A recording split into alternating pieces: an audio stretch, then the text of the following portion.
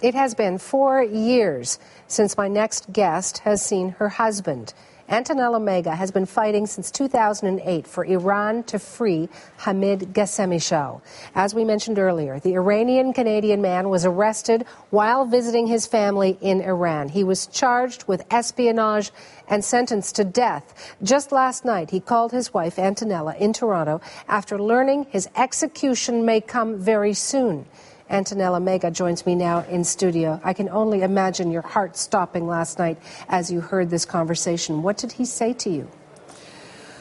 Well, he told me that, first of all, he was in tears, and he told me that he had been taken into the office of the judge who carries out the sentences, and he had been told that his file had arrived to his desk. And that the judge is waiting for instructions from the prosecutor of Tehran.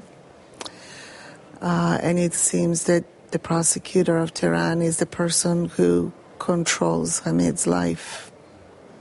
And what is he waiting and watching for? That's a good question. I hope that,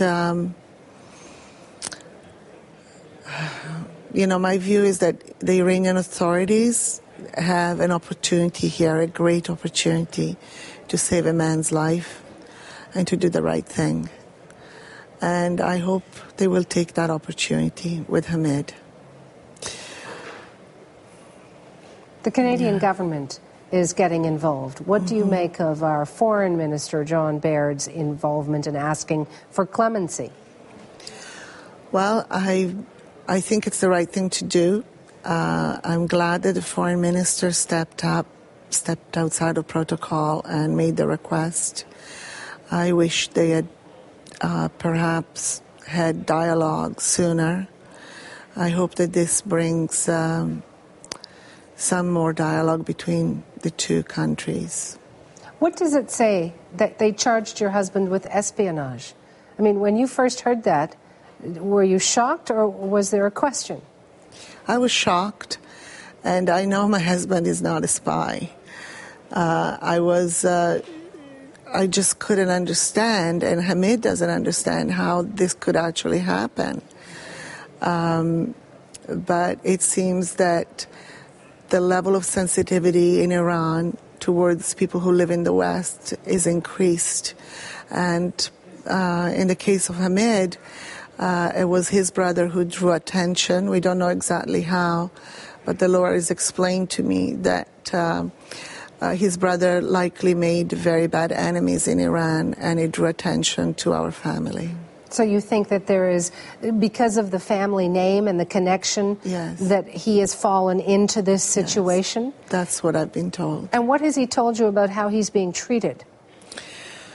Well, he's alive, and, he's trying to go forward on that basis. For 19 months, he was in solitary confinement, and he did suffer what you would call torturous treatment. He suffered isolation and physical beatings. He's okay from the reports I hear from the sister who visits him. We're terribly worried. We know that incarceration at the best of time is not a good place for anyone's health, and we're just very concerned. I'm just beside myself. You say you're beside yourself, but you appear so calm. Are you detaching yourself from this? I don't want to put words in your mouth, but how are you handling it? I have to be calm, because if I'm not calm, I will not be able to represent Hamid. Inside myself, there's a totally different picture. And what good can come of me not being calm and carry forward this message? When you hear your husband in tears suggesting that he may be executed, do you think, what can I do? I do. I think I'm going to just scream from the top of my lungs, and then I think, who's going to hear me? So I know this is the right thing to do, being here and talking with you today.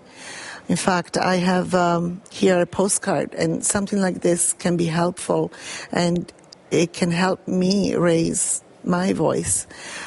This postcard is addressed to the Iranian ambassador in Ottawa, and it's written by Amnesty International, so it's written in the proper language, and it's asking for Hamid to be immediately released unless he's prosecuted according to international standards. And anyone can do this. It's easy to do. You just put a stamp and put your name and address. One final question for you. Do you think Iran is listening to Yes. you? Do you think Iran is Yes, listening I to do. our Foreign Affairs Minister? Yes, I do. I want to thank you so much, Antonella, and I will watch the story and follow it. I appreciate your time. Thank you, Suhana.